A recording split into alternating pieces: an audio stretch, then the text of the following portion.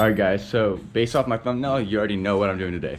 So I have a 2020 Supra on the channel. I know he's got some modifications done. I'll let him talk about what he's done to the car so far. He's coming over here. We're gonna wash our cars before we head out. Hit some back roads, talk about the cars, see how it goes, man. I really like the car. The Mark V is it's legendary. You know, a lot of people are hating about it. I'm glad it's back, to be honest. We'll talk about it later. We'll talk about it later.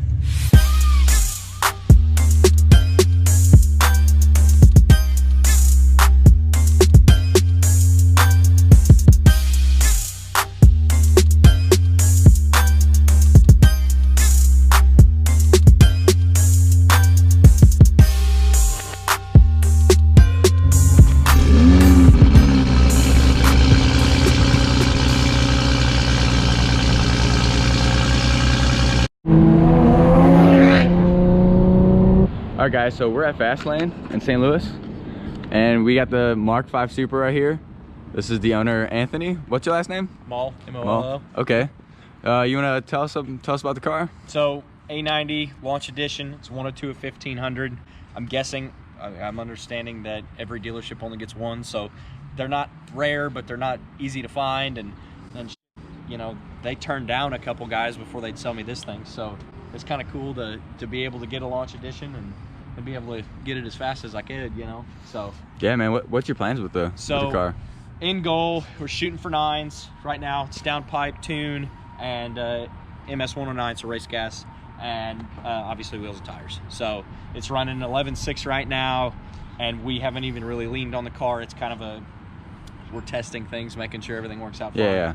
And slowly working into it. So the next shot, we're either gonna go nitrous or we're gonna go water meth. We can't decide which one we want to go yet.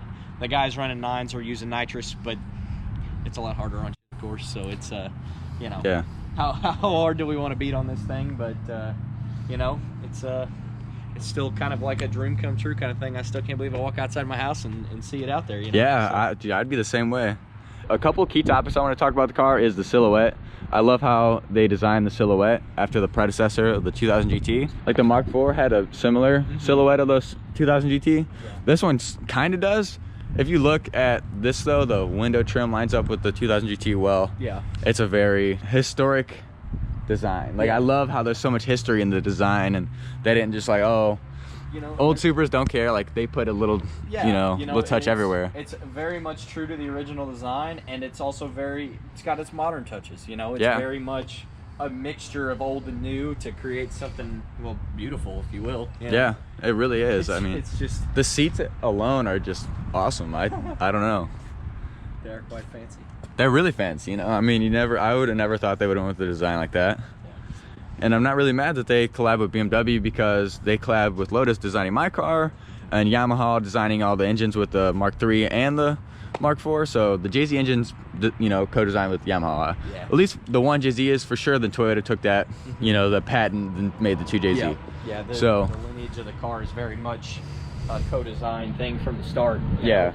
So to continue that trend into something new, it's really normal, cool. You know? Yeah, it's normal, and it's kind of shocking how people are hating on it. It's like, bro, it's common. Like, that's normal. Like, people do that. Yeah. Well, just like even like economy cars, they do that all the time. Yeah. Lotus helped design the suspension geometry and the rear end of this car with the Lotus Excel, which the Lotus Excel also has the factory P-type wheels that came off of the Celica Supra, and they just threw them on the Lotus. So if you look at them side by side, they don't look exactly the same, but underneath they perform the same. Yeah. All right, so I think we're gonna go on a ride on the back roads, and I'll give you guys like a first reaction, like first impressions type of deal. So I'll bring you guys along for the trip. I do like the in-dash navigation and everything, the entertainment system. And it's not too in your face. You know? Yeah. And like, you don't have to touch it if you don't want to. You got your little turn knob down here. Yeah. So.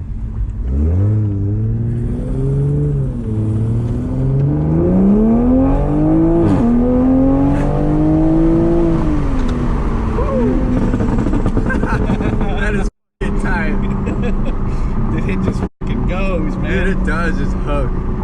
Wow. Woo! Oh yeah, when your grandpa motor, it'll shut the car off at stoplights too. Really? Mm-hmm. Wow. Economy car. Was that comfort mode that does that, or yeah, like regular. When you're not in sport mode, it'll shut it off. But in sport mode, it'll stay on. Yeah, in sport mode. So there's just your difference in sport mode to comfort mode. You know. Wow. So sport mode, and then kick it back to Grandpa. Nice and quiet, and smooth and comfortable. Take your girlfriend out and she won't hate it. Yeah, that's actually exactly. That's what I really liked about it. Bro, honestly, I'm not mad at the transmission. That is phenomenal. I thought you just downshifted yourself. I was like, whoa, okay. Were you in manual mode back in that turn? It did its own thing. Wow. It downshifted 3 times. Was it in 4th? I said 4th, 3rd, like, 2nd, then it was... Yeah, then it was, there it goes. Yeah. Wow. It stayed in the power bander like that. Oh, okay. Yeah. So you do have the catless downpipe on this thing? It's catless downpipe, but then it's just factory exhaust from there back. I kept the factory exhaust because I liked how it sounded. I just wish it was a little bit louder. Yeah. Where the downpipe did exactly that. It's just a touch more raspier, and it's quite a bit louder, and it's... For performance-wise, you get some power out of it. Oh yeah, you get, I mean, we gained 25 horsepower just right off the bat with the downpipe, you know. For the most part, I've actually done the tuning myself, and they've been doing great. So it has definitely been strange working with it and trying to understand the new software. Yeah, everybody's going through like that learning curve at first, which is cool. Performance-wise, I think it's going to do well. Like, I think it is doing well currently. Yeah, I mean, to run 1050s on basically a tune, water meth, and a downpipe, like, it's just kind of unheard of. Yeah. And there's people, I mean, it's been out for a couple months now, and everybody's, you know, racing to the scene. I know whenever the Mark IV came out, they took them a while to get into the 10s. Yeah. They really did. But they obviously weren't as popular. Yeah, it wasn't as big of a deal, or now there's this cult following for these things, and everybody and their brother, everybody and their brother wants to get in on it, you know, so. Yeah, for sure. It's all to see who can get there first. That's awesome. Yeah, and I wasn't even doing anything. Yeah, that's why I'm super, like, I'm proud of this car, because the transmission's so nimble. You can, like, brake boost it and get...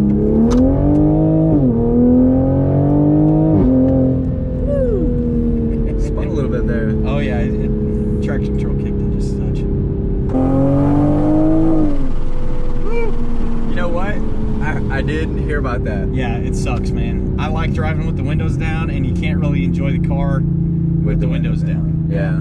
It's so unbearable to drive. I know there's people making wind baffles for the mirror. Are they? Okay. They're under, you know. I'm gonna have to get me some, because man, I swear. Like, it bothers the shit out of me. I really wanted to experience that. I'm glad that I did right there. Yeah.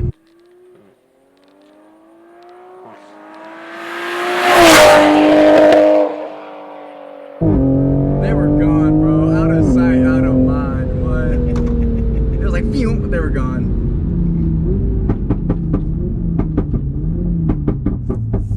This thing's crazy. Do you want to do a burnout? If you want to, we would do this. I will not scumbag you.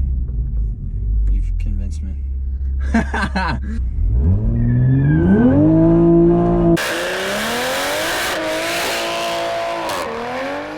Damn, boys. Yeah, that was sick. I love that smell. That was a 4th gear, Bernie. Yeah, I know, you were letting it eat. I was like, damn, alright. That was cool, dude.